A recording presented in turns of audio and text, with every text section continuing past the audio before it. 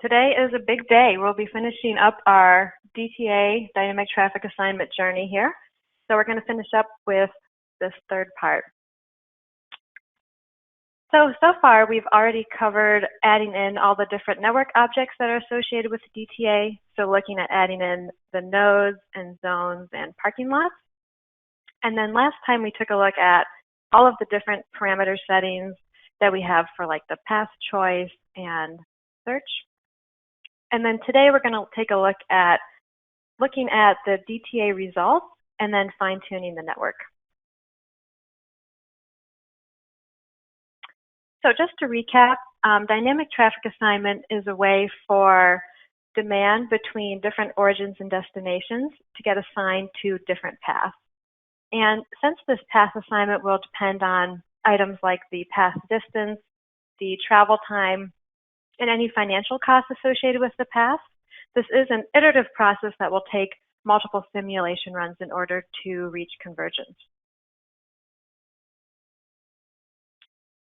So today we'll be just taking a look at, once we have everything set up, how we can go through and actually run this assignment method.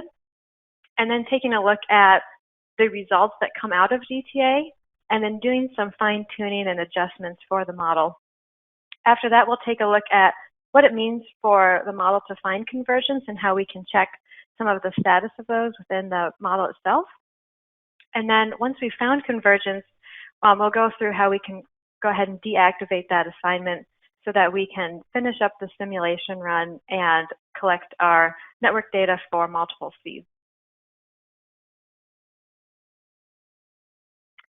So first up, we'll just take a look at how we can run DTA once we've set up all of our network objects and parameters. So most of this setup will be done within the simulation parameters window itself. So the first part here is going to involve setting up the time period, so setting up how long that simulation duration will be for, as well as the start time. And it's really important for this start time here to match the from time that's been set up in the matrices that you've created for all of your origins and destinations. And then you'll just want that time period to also represent that duration, whether you have just a single matrix or multiple matrices kind of covering that whole simulation duration. And then the next item you'll want to change is the number of runs. So in this case, since we'll be running this assignment multiple times in order to reach convergence, you'll want to set the number of runs to a relatively high value, typically something greater than 25. And this, of course, will vary depending on how large your network is, as well as the number of paths that you have between each of the origin and destination pairs. And you'll also want to set that random seed increment value to 0 in order to prevent the seed from changing. And this will just prevent any additional variability, such as how vehicles arrive in the network, for occurring in order for us to go ahead and be able to reach that convergence in the network. And then lastly, we'll take a look at the dynamic assignment volume increment parameter. So what essentially this will do is allow us to begin our path and cost search process with a reduced demand and then increase this throughout the iterations. So this can be useful because the very first few iterations that you run are going to have a very small path set. And what can happen is if you place 100% of the demand onto the network all at once, that could lead to congestion occurring on what might normally be the actual best path in the network. So this will just allow us to kind of slowly add the volume in. And so this will actually be tied to a value that we kind of talked about last time within the dynamic assignment parameters. So here's where you can set up what that initial volume will be, like say 10%. And then based on that increment value, each iteration will then increase by that amount until you reach 100%. And then from there on out, the rest of the runs will just be run with the full volume in the network. And that will just help you build up that path set and have a better estimation of all the viable paths in the network.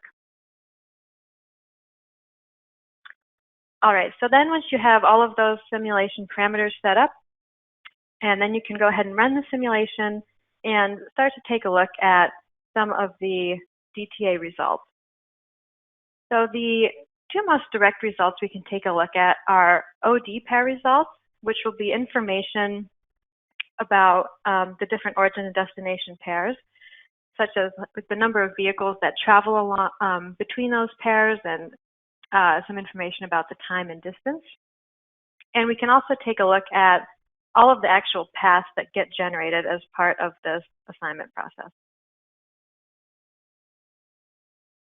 So in order to write out the OD pair results, you'll need to go to the Evaluation Configuration menu option, and then within this window there's a section here for OD pairs where you can just check the Collect Data box, and then you can define the from and to time as well as the interval that you want to collect these results for. And then in order to view the results, you can just go to the evaluation result list and open up the OD pair results, which will open up this list. And so here's what that list will look like overall. So we'll have the time interval here depending on what you defined back in the configuration settings. And then we also have all the different OD pairs. So this will be the from zone and then the to zone. And then this first group here is all of the results aggregated by departure time. And so we can look at different results, such as the travel time for that particular OD pair, as well as the delay time and relative delay, and the number of vehicles and the total distance traveled between that OD pair. And similarly, we can also look at this aggregated by vehicle arrival time. And so all of these results will be collected once that vehicle reaches its destination parking lot. And if you'll recall, we can have a zone that does have multiple destination parking lots. So those results will all be combined for each of those OD pairs. And then if we want to take a look in more detail, maybe at all of the different paths that were generated, we can go to the traffic menu and then select Dynamic Assignment and then Paths. And this will open up just a list of all of the paths that were created. And this will be for each of the parking lots. So you'll notice there that we've got the from parking lot and the to parking lot number. And in the network editor, those paths will be highlighted so that you can just go through and visually check some of the paths just to make sure they seem reasonable and kind of what you are expecting to see. And there are a lot of different attributes that you can also take a look at within the paths themselves. So you can also look at the distance for each of the paths and any financial cost that was applied to the path, as well as the travel time, both for the current iteration and the last iteration, along all of the edges that make up the path. And so those edges, again, are just the sequence of links that occur between and within the nodes as the vehicle is going along that path. And then we can also see both the travel time for the path for the current iteration, as well as the travel time for the previous iteration, which will be marked there with that old name there. And so this will be also the values that will be used if you do have that use volume old selected as the path choice model. And then finally, we can take a look at just the number of vehicles that were assigned to each path, both again for the current iteration and for the last iteration. And you can add all of these attributes also for different time intervals. So right now I'm just pulling these for the very first time interval that's defined, but you can add these if you want to look at each of the different time intervals or pull information for a particular time interval.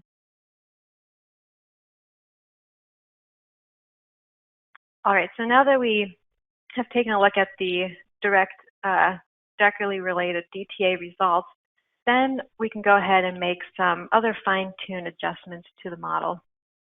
So for example, if you're looking through your results and you notice that a particular roadway section maybe has more traffic than you expect, you can apply a surcharge to the links and connectors.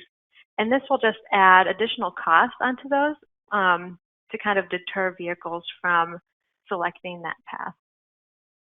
You can also remove unwanted routes from the path search, either by applying these route closures, which will be for a specific link sequence that's going to cover multiple nodes, or you can close an edge, which will restrict vehicles from using an edge either between nodes or a turn that exists within the nodes themselves. So these are just a few options that we can do to kind of fine-tune some of the vehicle behavior once you've taken a look at those results. So in order to apply any surcharges to the links or connectors, this can be done either directly in the link or connector window. So if you double click on the desired link and go to the Dynamic Assignment tab, there'll be two options there for adding a surcharge. They'll just be numbered 1 and 2. And you can use these if you wanted to keep track of different surcharges that may have been added for a particular reason. And you can also add these in the link list if you go ahead and add in the surcharge 1 and surcharge 2 attribute. And then for the route closures, these can be added by selecting that vehicle routes from the Network Objects toolbar. And then you'll just select that little drop-down icon there, and you can change the selection to closure. And these routes will be added just like any other static or partial route, where you'll just select the start point and then the end point. And from there, you can also edit the route if you want it to take a particular path.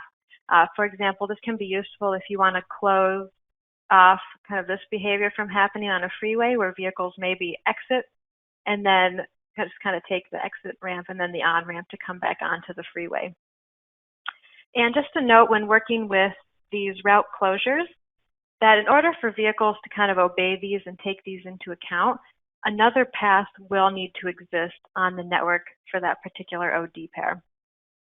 So if you do add a route closure and notice that vehicles end up still taking it, it's most likely because they just don't have another path option to choose from.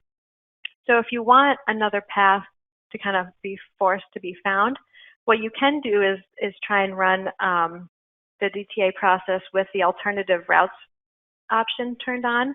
So hopefully it'll pick up another option. And then another way is if you did a temporary edge closure, maybe closing this through edge at this point right here. And this will force another route to be found if it exists. So what you can do is just temporarily run one iteration with that edge closure in place. And then after that, after another path has been found, then you can go ahead and remove that edge closure and add in the route closure. And in that case, then vehicles will then pick up that alternative route that was found and will take this route closure into effect. And then if you do want to go ahead and close one of these edges or turns, the easiest way to do that is by opening up the node list. And then in the drop-down here for the child list, you can select either edges for dynamic assignment or turns for dynamic assignment. And on the right-hand side is where all of these edges or turns will show up. And then you can just check the close attribute if you want to prevent vehicles from either taking an edge that exists between two nodes, or if you want to actually close a turn that's going to exist within the node itself.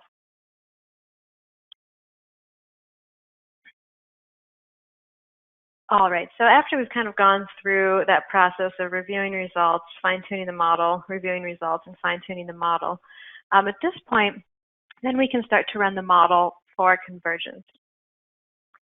So what exactly is Convergence?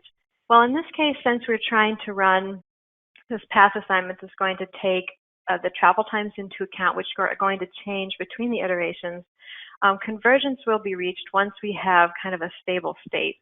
And this will be determined based on the settings that are set up within that dynamic assignment parameters window. And essentially what we're looking for here is for the travel times either along the paths or the edges, or for the edge volume to not change significantly between the different iterations. And so this can be checked in a couple of ways, kind of at an overall level with the Convergence file output. And then you can also check within the path list to see what paths and edges are meeting that Convergence criteria. So in order to print out that Convergence evaluation file, if you return back to that configuration window, you'll need to select this Direct Output tab, and then you can check Write to File next to Convergence. And this will write out a file in the directory specified up here, and that file will have a .cva extension. And this is what that file will look like. So you can go ahead and open that either in a text editor like Notepad++, or if you want to bring that into Excel, you can do that as well. And so this is kind of broken up into a few sections. The top part here is going to contain any of the volume difference information, both for the edges and the paths. The second section will then contain the travel time difference information for both the edges and the path. And just wanted to kind of take a close-up look at what some of these values mean. So essentially we've got each row that's going to refer to a different time interval in the simulation. So for example, like 600 seconds to 1200 seconds. And then each column is going to refer to either a difference in volumes or a difference in travel times, depending on if you're looking at the top section of the file or kind of the bottom section of the file. So here's just a quick example. So in this case, we're going to be looking at edges that contain a volume difference between 3 and 5 vehicles. So we're just going to look at this particular class information here. And then if we take a look at this time interval from 1800 simulation seconds to 2400 seconds, we will find that in this particular iteration, there were 13 edges with volume changing between 3 and 5 vehicles. So again, this file is just a quick way to kind of see an overall glance at how the network is behaving differently between each of the iterations. It can just give you a quick overview to see if most of your edges or paths are kind of within a smaller, kind of containing smaller differences, or if you have some paths or edges that maybe have a significantly higher difference in vehicles between each of the iterations. And then at the very bottom, we have another couple of lines here that kind of tell us about the overall Convergence criteria. So depending on which option you have selected, you'll have data displayed down here. So in this case, I was using the travel time on paths option. And you'll see here that the first two settings have to do with the percentage of paths that met that Convergence criteria. And then you can also see this percentage weighted by volume. And then similarly, if you were looking at travel time on the edges, here's where you can see the percentage of edges that met that Convergence criteria, as well as that percentage weighted by volume. And then finally, here is where you can see the percentage of edges that met the volume criteria if you have that one selected. And then on the right-hand side, there will be this assign Convergence attribute as well. And this will just tell us overall if this run has converged or not. And then once you've kind of taken a look at the overall Convergence information, you can go ahead and look at this in more detail on the path and edge side. So if you go back and open up that path list, you can add this Convergence attribute here, and this will have a check mark next to any of the paths that met that convergence criteria. And then if you want to see information about the individual edges, which can be really helpful if you've got a lot of longer paths and you want to see maybe what section of that path is not converging, what you can do is change this drop down up here to edge sequence, and all of the edges will show up in this right-hand child window. And here's where you can see whether they met that travel time convergence criteria or that volume convergence criteria. And then once the simulation has met the convergence criteria that you have set up, you can set up just a little selection box to ask you what you want to do next once that convergence has been reached. So you can either choose to just stop the simulation, or you can choose to continue and try to meet convergence again, or continue until the end and you finished out all your runs. So once we've had that convergence met, then we can go ahead and take a look at deactivating that assignment. At this point, our path set is really complete, so we'll just need to turn off that path search from happening for any further iterations, and also make sure that our demand has been set back to 100%. And so that way we don't have that kind of iterative volume adding up over time. So if we go back to the Dynamic Assignment Parameters tab, here's where we can uncheck that Search New Paths option. And then we can also uncheck any of that volume scaling that we had selected. And then at the bottom of the Files tab is where we'll want to uncheck the Store Costs and Store Paths. And what this will do is it will prevent VISIM from changing any of these cost and path files that get saved right into the directory that your file is. So then for any future runs, it's just going to go back and reference the path and cost information from these files that have been saved. And then on the simulation parameter side, we're just going to want to go back and change that number of runs to a more manageable number to collect reliable simulation data. So this is typically something between 10 to 20 runs. And then we can also increase that random seed increment, and that way we'll have, runs will be changing their seed for each iteration, which will allow for that variability to happen again, where vehicles will arrive in different patterns and pick up different speed profiles. And then finally, we'll just want to set that dynamic assignment volume increment back to 0 in order to prevent the demand from changing anymore once we're collecting evaluations. So then at this point, we can go ahead and run the simulation just like you would if you were running a static assignment model, and you can go through and turn on all of your other evaluations and collect your network data. So let's go ahead and take a look at an example file that we created. I'm just going to go ahead and pull that up. So in here, we've added in all of the required nodes at any of the decision points that are occurring, as well as the network entry and exit points. And then we've also placed all of the parking lots in here that are going to be tied to the different zones that we've created. And we also have the matrices set up. In this case, we're just using a single matrix that is going to have all of our demand values for each of the origin destination pairs. And in this case, I've already run the simulation multiple times in order to reach that convergence. So we can go ahead and take a look at some of the paths that got generated here.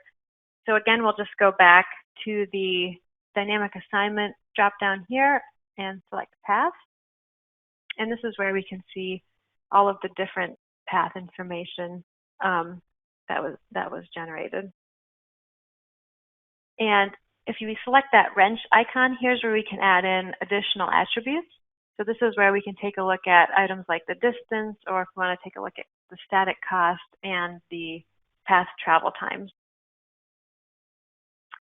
And then we can also look at that convergence criteria, again, both on the path level and also for each of the edges within those paths. And then one other thing that we also did in this model was add a couple of those route closures. So I'll just pull those up here. Again, just going to the vehicle routes option over in the network objects toolbar. And we've got a couple of route closures here. This first one is to kind of prevent vehicles from doing that off-ramp, on-ramp maneuver. In this case, again, these route closures will prevent vehicles from taking a specific link sequence that spans multiple nodes. And then I have a second one that here, for any of these vehicles that were kind of making this U-turn to try to get to the freeway, instead of wanted vehicles to take this other path that would just take this regular turn to the on-ramp. All right, and then as part of the upload, once we have completed this webinar, we'll include this file as well as another file that does have that dynamic assignment kind of deactivated so that you can go ahead and compare both of those networks.